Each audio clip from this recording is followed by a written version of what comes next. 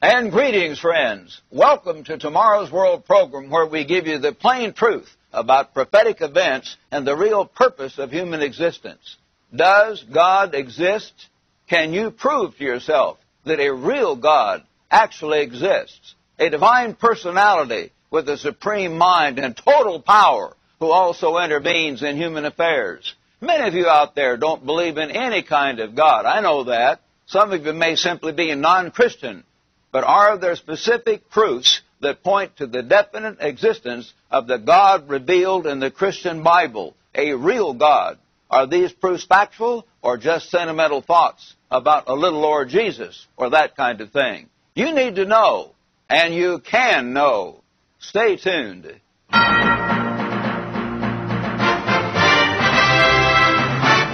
Tomorrow's World presents Roderick C. Meredith, Richard Ames, John O'Gwen, bringing you the good news of your future in Tomorrow's World.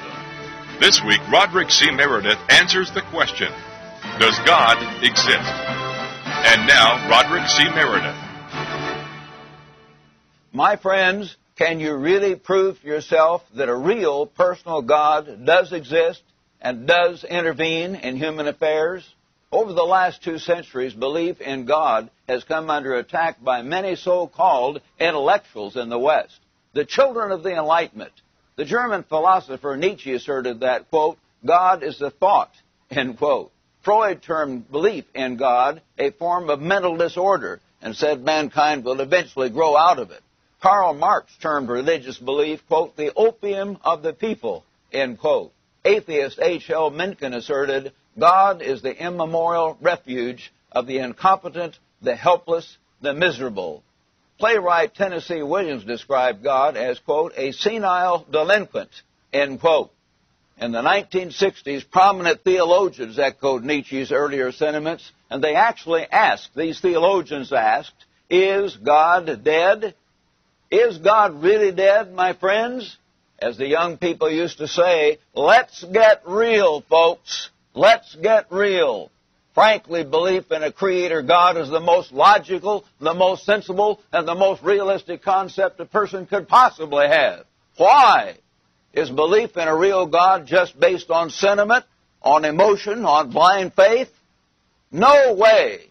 If you're willing to face facts realistically without the blind prejudice of the so-called intellectuals who in their arrogance try to think that they are God and they can prove that God doesn't exist, you can prove to yourself that a personal God really does exist and that he acts and intervenes in human affairs. In the words of the Bible, notice what the great God tells us. The 14th Psalm, verse 1, the fool has said in his heart, there is no God. They are corrupt. They have done abominable works. There is none who does good. Yes, the great God who gave you life and breath, if you come to understand, the God who guides the course of events in the world, the God who's about to intervene in human history. That God says a person is a fool who does not believe in his existence. Let me now give you 5 reasons why I believe in a real God, not just a blind force or some kind of divine spark out in the universe. I believe in a spirit being who created the universe and made man in his image, a God who intervenes in the affairs of men and nations when he wants to, when it's his plan to do so. Here are the 5 major reasons why I believe in a real God. Number 1, creation demands a creator. Number 2, universal laws demand a lawgiver. Number 3, the human mind and spirit must reflect a real God. Number 4 is fulfilled prophecy. The 5th reason is answered prayer. Let's discuss these 5 reasons why I believe in a real God and why, frankly, you should too. Number 1, creation demands a creator. There is a law of science which says that life can only come from pre-existing life. It's a law that all scientists understand. It's called the law of biogenesis, and it has never been disproved, as hundreds of scientists acknowledge. In spite of over 100 years of trying, and they have tried, many ways they've tried, scientists still cannot bring into existence real life from dead matter. Think of the intricate design of your body, your eyes, your ears, your mind. What kind of person is he who thinks blind chance brought all these wondrous things into existence? Think about your own wristwatch, if you have one. I have one here. It's an inexpensive Seiko, but it really works. It's a good watch that keeps almost perfect time. What if I found this watch on a deserted beach or on some remote, uninhabited island? Should I assume that this fine watch, with its fine casing and its very complicated inner workings, all just came together over a period of 1 billion years? Yes, they want to go a long time to make their theories work. Or let's try 10 billion. Or let's try 100 billion. The waves of the sea keep coming in. The sand is there, the sun, all these things, the elements, and somehow they all put this together. That is the kind of foolishness, my friends, which evolutionary scientists want us to believe about our own intricately complicated bodies. And as most of you know, scientists acknowledge that the human body is far more complicated and complex than any watch which has ever existed. It really is. Remember, creation demands a creator. Number 2, universal laws demand a lawgiver. Any honest scientist will admit that there are literally dozens of natural laws. These are active principles that scientists rely on. These so-called laws are constant, they're reliable, and they are very necessary to keep the earth and universe operating as they do. If these laws suddenly became like random chance, if they didn't work, then the earth would be destroyed, and all human life would become extinct, and you and I wouldn't be here. These miraculously designed laws and principles certainly point to a supreme mind, a creator. For instance, there is the law of gravity. Without the consistent, reliable gravitational pull of the earth, the suns, the planets, the stars upon each other, various suns and stars in the universe would collide, and we would all soon be dead. And the scientists acknowledge that. Think of the billions of stars and galaxies out there in the vast universe. On a clear night, the panoply of stars up there are absolutely beautiful. But all these stars and planets are guided in their constant rotation by natural laws. Who put these laws in motion? Who sustains these vital laws? Notice what King David was inspired to write. Again, turning to the Bible, which doesn't prove anything to you, you atheists out there, but it can help you think, and I hope you will think, because we're going to have to think as this great God begins to intervene in human affairs and bring things about in its consistent manner. Psalm 8, verse 3. When I consider your heavens, the work of your fingers, David wrote, the moon and the stars which you have ordained, what is man that you're mindful of him, and the son of man that you visit him? Yes, the magnificent creation of God with its interlocking and overlapping and constant, consistent laws demand a great lawgiver. At this point, my friends, I invite you to call or write immediately for a free copy of an extremely helpful booklet entitled The Real God, Proofs and Promises. This well-documented booklet gives you much more information about the existence of a real God than I can give you on this brief program. So call or write today and request your free copy of this most helpful booklet entitled The Real God. Now back to our topic, 5 reasons why I believe in a real God. Remember, my friends, creation demands a creator. Universal laws demand a lawgiver. Now let's go to reason 3. The human mind and spirit must reflect a real God. The human mind. When the great God created man, notice what he said. And I'm going to read here from the Bible, which doesn't again prove anything to you atheists out there. I know that. But it shows us something, and you need to think about it. Genesis chapter 1, verse 26. Then God said, let us make man in our image, according to our likeness. Let them have dominion over the fish of the sea, over the birds of the air, and over the cattle, over all the earth, and over every creeping thing that creeps on the earth. So God created man in his own image. In the image of God he created him. Male and female he created them. Yes, we're all created in the image of the great God. Man alone has creative imagination and real mind power like God himself. We not only are in the form and shape of God, but we have the kind of understanding. We have the kind of creative imagination. We have the ability to back off and even laugh at our own foibles. An animal doesn't do that. They cannot. No other creature under heaven has the capacity that man does. And we need to understand that and think about it. Think of the awesome capacity of the human mind. Think of the awesome capacity, for instance, of the newer computers used in business and science and in the military. Experts tell us that a single computer can pour out billions of pieces of information, not in an hour, not in a minute, but in a second. Billions of pieces of information. Who created these computers? Did mankind create these computers? Yes, they did. It was the mind of man that did this. And, my friends, let's think about it. Let's get real. Who created man's mind and gave us this incredible capacity? Did our minds just somehow get wound up all by themselves from the ocean slime? Did blind chance cause our minds to come about and give us this creative imagination? Wake up, you doubters. Think about things. Get real.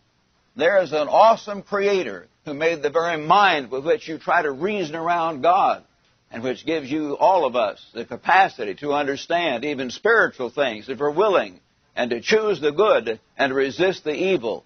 The existence of the marvelous capacity of the human mind demands an even greater mind, the Creator God, the real God.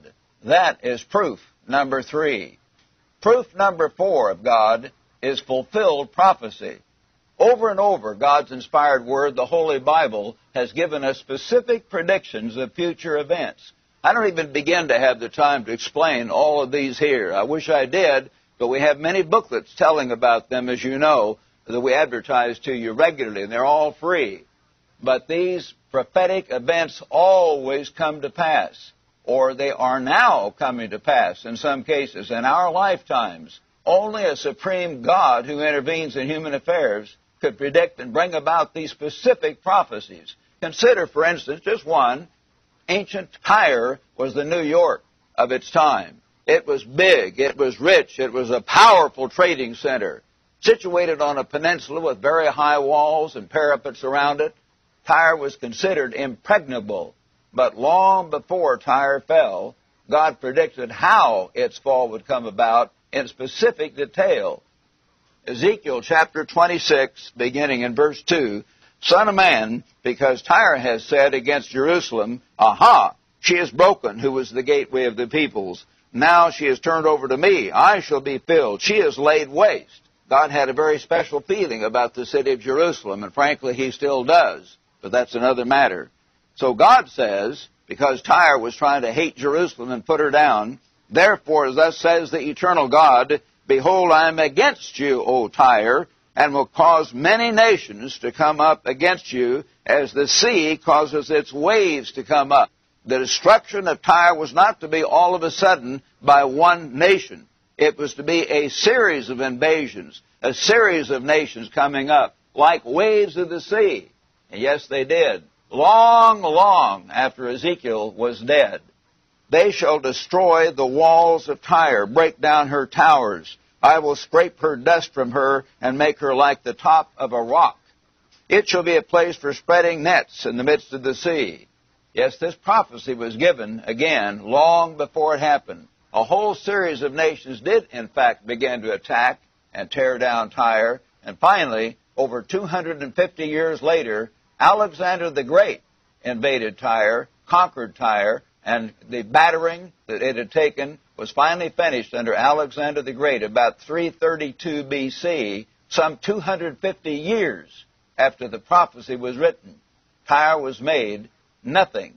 It was made like the top of a rock, just like God said.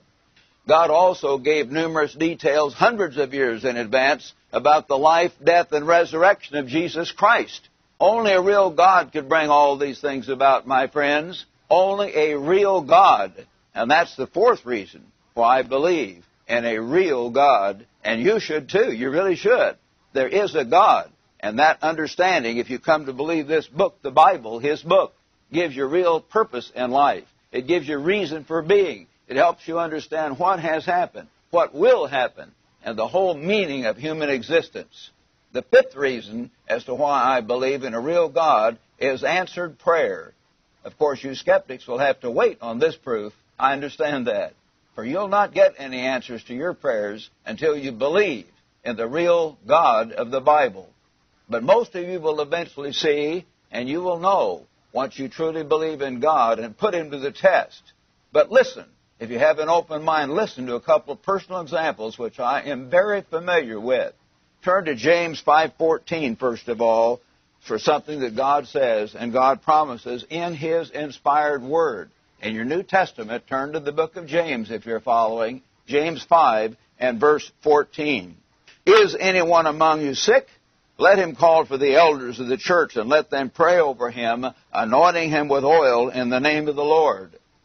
Yes, the true elders of God are to pray over people, anointing them with a little olive oil as a symbol of the Holy Spirit. And God says, verse 15, and the prayer of faith. Now, many times people don't have faith in our faithless society, our consumer-oriented society, our scientific society. And the prayer of faith will save the sick. And the Lord will raise him up, and if he's committed sins, he will be forgiven. Often sin is involved in sickness when you start breaking God's laws, even God's physical laws, so to speak. So we need to understand, God promises healing. I knew a lady years ago, and many, many dozens, in fact, a few hundred other people knew about this. It was not done in a corner. She had a terrible situation in her physical body. She had cancer in one breast. She began attending the True Church of God, finally, after it got worse, but the cancer had to be removed, and the whole breast was removed, as I remember. But the cancer then spread, and it spread to the other breast. Then she began to attend regularly and began to put her trust in God. But the cancer in the other breast got worse and worse and worse, and she was in horrible pain. And she'd asked the minister to anoint her, which he did, and after some time, she began to cry and scream. The pain got so absolutely excruciating that a whole team of ladies were helping her so her husband could do his job and support her. And they took care of her day and night and had to change, of course, her sheets because she was perspiring and writhing in bed and so on. And finally, one evening, they called the minister, said she wants you to come over one more time and pray for her, and prayed that God will either kill her right now, let her die, or heal her right now. She can't stand it. And he came over and prayed fervently. One of the most fervent prayers he'd ever prayed, he told me himself. And finally, after that prayer, she still seemed to be shaking and crying. But after about 40, 60, 80 seconds, they said it seemed like a long time, but she stopped all of a sudden, and she said, "It's gone. It's gone." And they looked at each other, and some of the women began to cry. And over the next weeks and months, the body sloughed off dead tissue, and it was gone. And I flew over to that city where she lived and talked to her and all the ladies around her who were gathered around her after church. And I said, "Did you help take care of her? Did you know about her condition?" Yes, they did. She was healed supernaturally by the great God who promises healing and who intervened. Again, I knew a lady way back in 1952 who had come to be counseled by a young man and me on what we called then a baptizing tour. These were not people that we were trying to talk into being baptized, but people who wanted to be baptized properly by immersion across the United States and had listened to our message, read our articles in the magazine, and wanted to come to God and give their lives to God. This lady brought a Protestant friend along with her from another church who had grown up with her and known her all her life. And, of course, after we had counseled her, after we had baptized her and were ready to leave, this woman, who was not some emotional person, it was not based on hoop and holler type stuff, frankly, at all, very thoughtful farm woman, she said, fellas, before you leave, I want to tell you something. And she held out her arms, and it was summertime, and so she was wearing a short-sleeved dress, short-sleeved blouse, and she said, from the time I was born, this arm, whichever one it was, I think it was the right arm, was withered. It just hang about 1/3 or 1/4 the size of a normal arm, and it was just like a rope. And, it couldn't do anything. It just hung there, limp, like a rope, very small. She said, I asked for prayer and anointed cloth from God's minister this past winter, a minister that I was working with very much, a very wonderful man at that time, and he sent out anointed cloths as a symbol of God's working, God's Spirit. And we do that from this program too, by the way. If any of you want to respond and talk about that, ask about that. And she said, soon after that cloth arrived, this arm began to grow right out. And I was amazed myself. She said it grew right out. And she said, fellas, look. She said, this arm is still not as big as the other arm. She said, I realize God healed the arm, but He is letting me, she said, do the work of building the muscles. So the arms will be the same size over time. And I thought that was wonderful. And I was a young, tough guy. I'd won a Golden Gloves boxing championship in high school and played football and so on. And I normally didn't have tears come to my eyes, but I did there. This was not some emotional thing in that sense. This woman just calmly telling us what happened. And I turned to her friend who was from another faith altogether and said, did you see her and you saw this happen? And she nodded, yes, I did. I think that's one reason that other woman was there. She saw that miracle. That woman calmly told us about it as we were about to leave, not to make us do anything for her, just to share what happened in her life.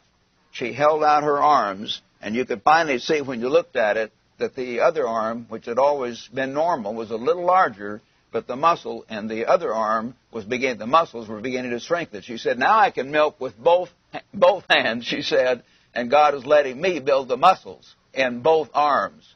That was wonderful. I'll never forget that. Only a real God could supernaturally intervene and heal these dear ladies as He did. And there are many, many more examples I could tell you about. But that is another reason why I believe in a real God. The God that intervenes in human affairs to bring about prophecy. The God that heals. The God that created your mind. The God that created the heavens and the earth and everything that in them is. So you need to think about the 5 reasons why we should know there is a real God. And I hope that you will, my friends. The God of creation is alive, and that God is living and moving. I want all of you to understand that.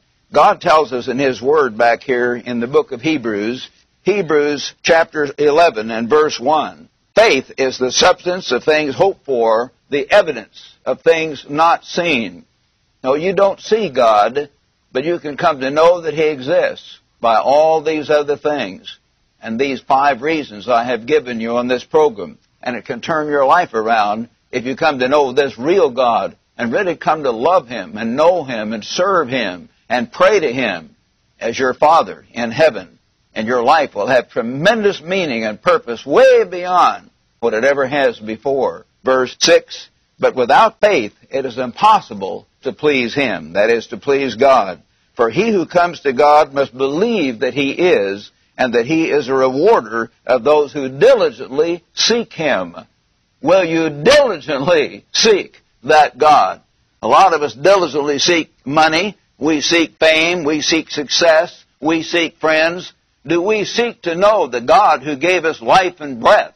Do we seek to learn His ways? Are we willing to take the truth to heart when we hear it on this program or anywhere else? Are we willing to drink into this Word and feed upon it and believe what it says? Think about that. Do you diligently seek to understand and to accomplish the most important thing that you could possibly do in all your life? And that is to prove that there is a real God and to do the will of that God and to give your life to that God through the true Jesus Christ of the Bible? Learn to do that, my friends. Learn to do that. Be willing to act on the information, the precious information we give you on this program. And tune in every week to Tomorrow's World program. On this program, you'll gain precious information, and you'll gain insights about prophecy, about the whole purpose of life that you'll gain nowhere else. Richard Ames, John Ogwyn, and I will give you understanding of current events and of the exciting prophecies of tomorrow's world and of the reason for being. See you right here next week.